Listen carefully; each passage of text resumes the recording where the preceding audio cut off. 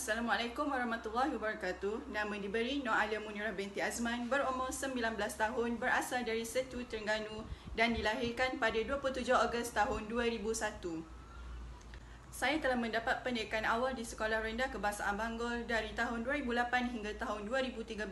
Sepanjang belajar di sana, saya telah menyertai beberapa pertandingan seperti perkemahan Puteri Islam peringkat daerah, pertandingan bola tampar dan pertandingan bola jaring. Seterusnya, saya melanjutkan pelajaran di Sekolah Menengah Agama Setiu. Sepanjang belajar di sana, saya telah menyertai beberapa pertandingan seperti pertandingan Corsica Sketch, pertandingan pingpong, pertandingan bola tampar dan banyak lagi. Setelah mendapat keputusan 7A4B dalam pentaksiran tingkatan 3, saya telah berpindah ke MRSM Imtiaz YT Ketengah. Sepanjang berada di MRSM Imtiaz YT Ketengah, saya telah ditugaskan untuk menyandang jawatan sebagai Bendahari Kelab dan Persatuan Silat. Selain itu, saya juga mewakili maktab dalam pertandingan badminton, pertandingan silat dan perkemahan Pandu Puteri. Setelah mendapat keputusan cemerlang dalam Sijil Pelajaran Malaysia SPM, saya telah menyambung pengajian ke Kolej Matrikulasi Pahang. Seterusnya, saya ingin menyambung ijazah dalam bidang pendidikan. Saya ingin menjadi seorang guru matematik atau seorang guru fizik. Kelebihan diri saya adalah saya seorang yang beramah dan mudah bergaul dengan orang walaupun baru dikenali. Selain itu, saya juga suka membantu orang yang memerlukan bantuan. Saya juga seorang yang berdisiplin dan menepati waktu. Assalamualaikum semua. Saya Wan Nur Akilah binti Wan Sabri. Berdirinya saya di sini untuk menjelaskan struktur pentadbiran negara. Terdapat 3 struktur pentadbiran negara, iaitu Badan Kehakiman, Eksekutif dan Legislatif. Mari kita mulakan dengan Badan Kehakiman. Badan Kehakiman atau Judisiari merupakan badan yang bertanggungjawab untuk mentafsir dan melaksanakan undang-undang. Badan ini juga dikenali sebagai sistem perundangan dan ahlinya terdiri daripada para hakim dan magistrat yang biasanya dilantik oleh ketua negara masing-masing. Mereka menjalankan tugasan di mahkamah dan bekerjasama dengan pihak berkuasa, terutamanya polis, dalam menegakkan undang-undang.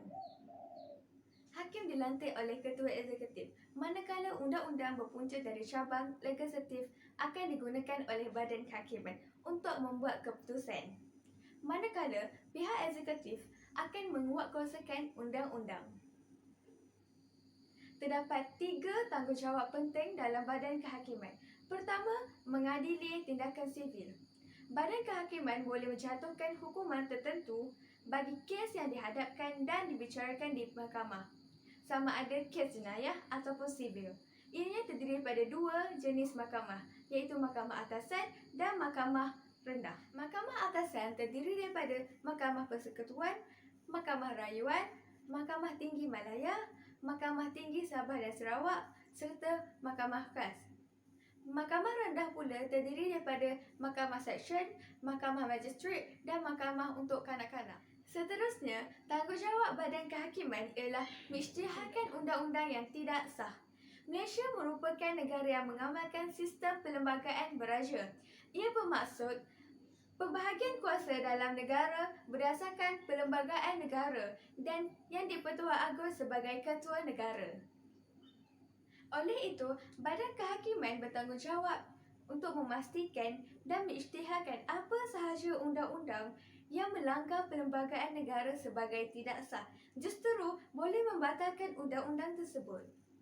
Akhir sekali, tanggungjawab badan kehakiman ialah mentaksirkan undang-undang. Selepas rang undang-undang diperkenalkan oleh YDPA, badan eksekutif akan melaksanakan undang-undang tersebut. Oleh itu, badan kehakiman bertanggungjawab untuk menilai dan mentafsirkan undang-undang tersebut serta menetapkan hukuman yang setimpal bagi sesiapa yang melanggar undang-undang tersebut. Seterusnya beralih kepada badan eksekutif. Badan eksekutif merupakan satu badan yang bertanggungjawab mentadbir sesuatu sistem pemerintahan. Badan eksekutif atau dikenali sebagai Kabinet dalam sistem pemerintahan Malaysia merupakan tonggak utama dalam satu struktur pentadbiran negara. Jadi, ia amat penting kerana merupakan asas dalam menentukan arah dan hala tuju sesebuah negara tersebut. Di bawah badan eksekutif terdapat 3 peringkat, iaitu peringkat persekutuan, peringkat negeri dan peringkat kerajaan tempatan. di bawah peringkat Persekutuan atau dikenali sebagai Kabinet. Dia bertanggungjawab menjangka dan menjalankan dasar tertinggi negara. Peringkat Persekutuan jenis diketuai oleh Perdana Menteri yang dilantik oleh Yang di-Pertuan Agong, manakala Yang di-Pertuan Agong sebagai Ketua Negara yang dilantik oleh Raja-Raja di setiap negeri. Walaupun dilihat pada hierarki, kedudukan tertinggi adalah Yang di-Pertuan Agong, Perdana Menteri tetap memegang kendali yang besar dalam parlimen tersebut. Di bawah Kabinet terdapat 4 bahagian, iaitu bahagian Suruhanjaya, bahagian Jabatan, bahagian Kementerian dan bahagian Pemandangan Awan. Selain itu, di peringkat negeri pula, Raja atau Sultan di setiap negeri yang akan mengetuai bahagian tersebut. Antara tugas di bawah peringkat negeri termasuklah melantik Menteri Besar dan memperkenalkan Menteri Besar serta ahli-ahlinya. Yang terakhir ialah peringkat kerajaan tempatan. Peringkat kerajaan tempatan atau juga dikenali sebagai peringkat daerah yang diketuai oleh pegawai daerah dan dibantu oleh beberapa penolong pegawai daerah. Setiap pegawai daerah ini berperanan melancarkan hal-hal yang berkaitan kerajaan di setiap daerah. Tambahan pula, di bawah pegawai daerah terdapat penghulu yang akan menguruskan hal-hal di setiap mungkin di sesuatu daerah. Badan Legislatif. Legislatif adalah antara jentera dalam amalan kerajaan demokrasi yang menggubal undang-undang dalam sesebuah negara. Dewan Perundangan merupakan satu badan yang mempunyai kuasa untuk meluluskan undang-undang. Khususnya, ia merupakan satu organisasi yang mempunyai kewibawaan untuk membuat undang-undang bagi sesuatu unit politik. Kuasa perundangan di Malaysia telah ditetapkan melalui Perkara 44. Perlembagaan Malaysia. Kuasa perundangan persekutuan adalah terletak pada Parlimen yang mengandungi Yang di-Pertuan Agong dan 2 majlis yang dinamakan Dewan Negara dan Dewan Rakyat. Terdapat 4 tugas yang dikendalikan oleh badan legislatif, iaitu yang pertama, membuat undang-undang, kedua, pentadbiran, ketiga, kewangan dan keempat, pengendalian ketidakpuasan. Tugas pertama iaitu membuat undang-undang.